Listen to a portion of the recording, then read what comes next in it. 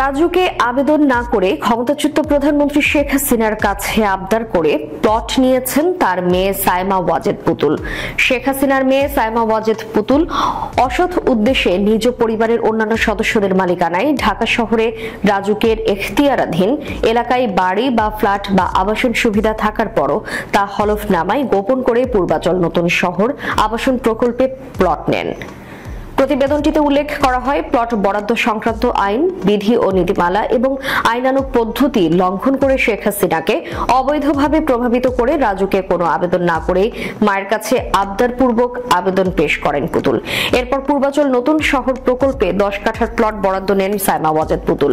বরাদ্দকৃত প্লট নিজ নামে রেজিস্ট্রিভুক্ত করে নেন এবং সরকারি জমি আত্মসাৎ করে নিজ ভোগ দখলে রেখেছেন সাইমা ওয়াজেদ পুতুল।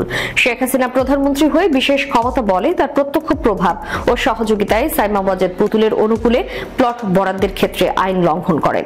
রাজধানীর পূর্বাচলে 10 কাঠার প্লট জালিয়াতির ঘটনায় গত 12 জানুয়ারি দুদকের সহকারী পরিচালক আফনান জান্নাত বাদী হয়ে শেখ হাসিনা পুতুল সহ 16 জনের বিরুদ্ধে একটি মামলা করেন।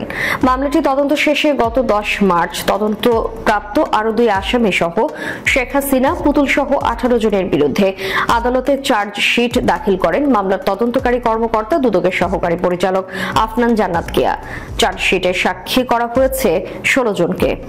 আসামি সাইমা ওয়াজেদ পুতুল শেখ হাসিনার মেয়ে এবং অটিজম ও নিউরো ডেভেলপমেন্ট ডিসঅর্ডার বিষয়ক জাতীয় কমিটির চেয়ারপারসন।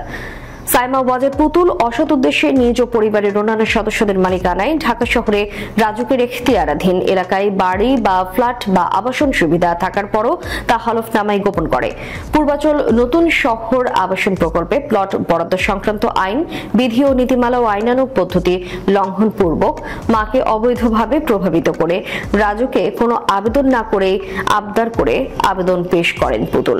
শেখ হাসিনা প্রধানমন্ত্রী হয়ে বিশেষ ক্ষমতা বলে তার প্রত্যক্ষ প্রভাব ও সহযোগিতায় সাইমা ওয়াজেদ পুতুলের অনুকূলে প্লট বরাদ্দের ক্ষেত্রে আইন লঙ্ঘন করেন।